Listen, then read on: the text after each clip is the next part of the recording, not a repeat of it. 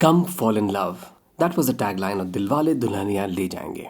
And we all fell in love with the movie. The songs are ever melodious और कोई इसमें शक की बात नहीं है कि तुझे देखा तो ये जाना सनम इस रेस में सबसे आगे है. It's a beautiful track, shot beautifully and well with some real imagination. गाने की शुरुआत होती है, सिमरन सो रही है और सडनली उन्हें कोई मैजिक मैंडोलिन सुनाई देता है. She wakes up thinking about her man who plays the mandolin. इसे कोई और नहीं सुन सकता क्योंकि किसी और के आदमी ने मैंडोलिन बजाया नहीं है ना. सिंपल. किंतु परंतु प्रश्न ये उठता है कि ये दुपट्टा लेकर के सिमरन सो क्यों रही थी. खैर आगे चलते हैं. Simran in fact could have heard Raj playing the mandolin even from London, but she wasn't sure whether she could hear it really or was it just her imagination.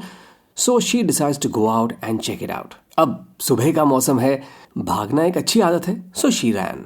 She ran and ran and ran and ran. मतलब कुछ 100 metre तो भागी होंगी, शायद 1 kilometre भी भाग ली हूँ, लेकिन आस पास कुछ नहीं है. Nothing on the sides. Looks like Punjab had a drought that year. And then suddenly she runs into a lush green field of mustard. सरसों के फूल पीले पीले हर तरफ. Looks like the nature was partial that year. एक तरफ बिल्कुल कुछ नहीं, बंजर जमीन, और दूसरी तरफ हरियाली और फूल पत्तियां सब कुछ. चलिए इनका भागना चलते रहता है. A few hundred meters on, suddenly all the flowers disappear again. And then she gives up. शायद लंदन में ज्यादा भागने की प्रैक्टिस नहीं करी थी. Their house in London looked too basic to have a gym, and Babuji was too orthodox to allow Simran to go out. अब ये फूल पत्ते कैसे गायब हो गए? I don't know. Suddenly, she hears the familiar bell. Now, how the hell did a bell come here?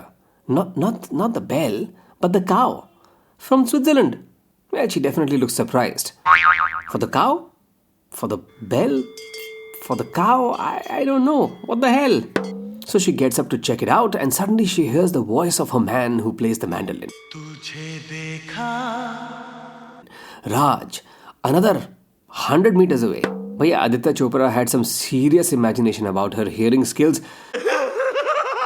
क्योंकि बड़ी दूर से सुनाई दे गया था इनको सब कुछ. By the way, elephants can hear some sounds from a distance of a kilometer or even more. But whether they can hear mandolin from that far, I'm not really sure. और फिर एक बार सरसों के फूल अपीयर कर जाते हैं and they lead to the famous hug. अबे English वाला. Now Raj knew that Simran would run to him, so he ensured that his feet were firm on the ground. Well, गिर जाते तो अच्छा नहीं होता ना, because if he had fallen, in the next scene he had to carry this Hindu bride decked up in typical Punjabi bridal makeup into the church. Love knows no religion. Well, you also see the couple fishing where they caught something. टोपी थी या जूता था या जो भी था. कई लोगों को प्लास्टिक बैग भी लग रहा था, लेकिन जो भी था वो फ्लोट नहीं कर रहा था. It was somewhere down there just waiting to be stuck in their act of fishing. अब अजीब बात तो ये है that regardless of what it was, it did try to act like a fish and disturb the couple. अच्छा खासा बैठे हुए थे.